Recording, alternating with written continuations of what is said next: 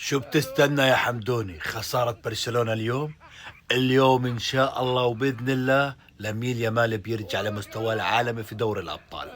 طبعا يا اخوان، في مشجعين قالوا لنا انه رايحين على انفيلد ننتقم، وللاسف ناديهم ما جاب لهم مش الانتقام. فاليوم الحل وين؟ عند الجمهور المدريدي انه يشجعوا هذا الفريق. ليش؟ لانه كل بطوله يا اخوان بخذوها عن طريق الانديه الاخرى. يعني بطولتهم الاولى كانت عن طريق باريس، بطولتهم الثانيه كانت عن طريق مين؟ اشبيليا. فاليوم راح يشجعوا هذا الفريق. اليوم هسه كل المدريدي بيدعي لهذا الفريق يعثر نادي برشلونه. بس ما حذرت يا حبيبي، تعال اقول لك من هسه شو راح تكون النتيجه. يعني يا مدريد اقل من 5 ما بديش اياها، واذكرك بالخمسه اللي اكلتها من اتلتيكو مدريد. اليوم بده يمتعني نادي برشلونه، اليوم بده يعمل العمايل لامين يامال، اليوم بده يسجل ويصنع ويعمل كل شيء.